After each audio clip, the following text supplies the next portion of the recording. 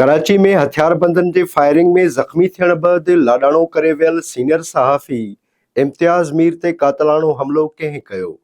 Police हिन सवाल जो अञा ताईं को बि इत्मीनान जोॻो जवाबु न ॾेई सघी आहे। हिक ॾहाके खां सहाफ़त जे शोबे सां वाॻियल इम्तियाज़ मीर सिंधी टीवी आवाज़ चैनल ऐं उर्दू चैनल मेट्रो वन लाइ ख़िदमतूं सरअंजाम ॾेई रहियो हो।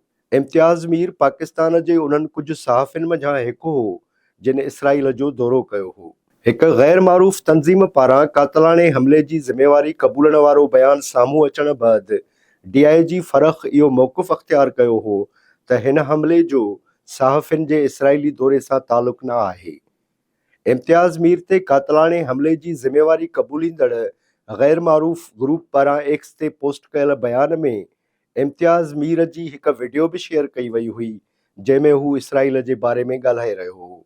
इम्तियाज़ मीर ते क़ातिलाणे हमले जो केस भंगर बिरादरी जे चङे मुड़ुस ऐं संदसि पुटनि ख़िलाफ़ दाख़िल कयो वियो हो ऐं दावा कई वई हुई त जेकबाद जे तालके ठुल्ह में इम्तियाज़ मीर जे ज़मीन जो तकरार हलंदड़ आहे, जंहिं सबबि मथसि फायरिंग कई वई। इम्तियाज़ मीर ते 22 सेप्टेंबर ते उन वक़्तु क़ातिलाणो हमिलो कयो वियो जॾहिं हू आफ़ीस खां मलीर में पंहिंजे घर क़ायदाबाद वञी रहियो हो। पुलिस मूजिबि मोटरसाइकिल सवार हथियारबंदनि जे हमले वक़्तु गाॾी इम्तियाज़ मीर जो भाउ मोहम्मद सालिह हलाए रहियो हो। इम्तियाज़ मीर खे 2 गोलियूं ऐं संदसि भाउ खे 1 गोली लॻी हुई। इम्तियाज़ मीर खे हमले बैदि कराची जी निजी अस्पताल मुंतक़िल कयो वियो जिते शुरूआती तौर खेसि वेंटिलेटर ते रखियो वियो, जंहिं बैदि संदसि हालत सुधरण लॻी हुई। हिक हफ़्ते ताईं हू अयादत लाइ ईंदड़ माण्हुनि सां मुलाक़ातूं बि कंदो रहियो। वारसनि जो चवणु आहे त गुज़िरियल ॾींहुं इम्तियाज़ मीर जो हिकु ऑपरेशन कयो वियो जंहिं बैदि संदसि हालत ख़राब थी वई ऐं खेसि ॿीहर वेंटिलेटर ते रखियो वियो। डॉक्टरनि पारां आचर ॾींहुं राति जे वक़्तु संदसि मौत जी तस्दीक कई वई।